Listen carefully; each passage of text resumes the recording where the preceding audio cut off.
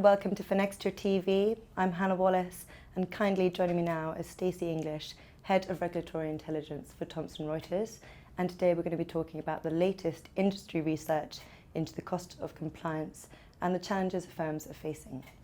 Hello Stacey, it's lovely to see you again. Thank you for joining us. Great to be here, Hannah. Thank you. So this year marks the 10th anniversary for the Thomson Reuters Cost of Compliance report, which is a real milestone. So to set the scene for us, could you introduce what the research is about and how it's helping financial services firms?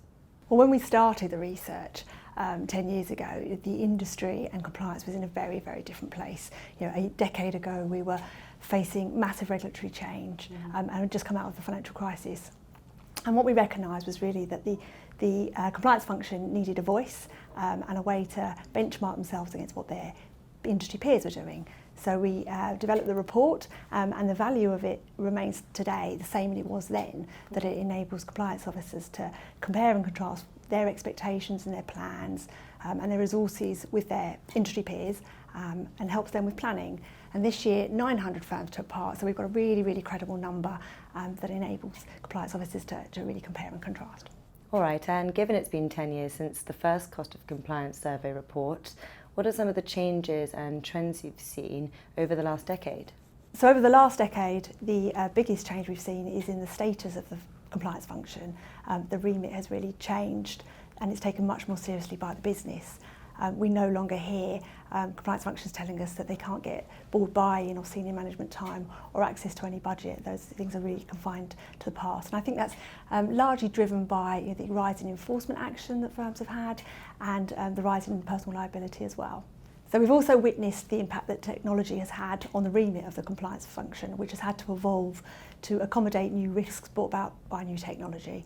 So we're seeing things like automated advice or cyber attacks or data privacy. So the role's really evolving to manage those risks. Okay, you've highlighted some significant changes there.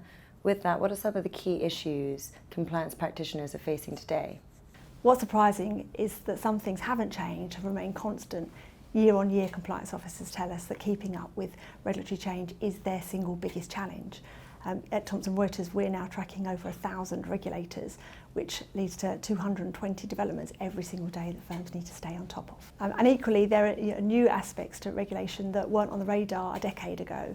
So now culture and conduct risk play a huge part in regulation. Regulators continually talk about conduct and culture, but there isn't a rule book, a set of defined rules to implement this, and it's really down to firms to determine what good culture and conduct looks like for their own organisation. All right, and I understand this year was the first year you asked firms to forecast the next 10 years for compliance officers. So what was the outcome? So we asked a very open question about what compliance officers expect the future to look like, and the overriding consensus was that technology will have the biggest impact on the compliance officer. And the expectation is that a lot of compliance activities will be able to be automated. So in line with that, we're expecting to see the skill set of compliance officers change too. So whereas now they're deep experts in the technical detail of regulation, in future they're going to have a much better understanding of Regtech and Fintech and data analytics so that they can advise their business. Additionally, we're hearing from compliance officers that they're expecting their role to change quite significantly and to be a much more valued and integral part of the business. So they're expected to be involved at sort of the planning and the strategies phases right through to product development and delivery, rather than just being brought in at the end where things have gone wrong.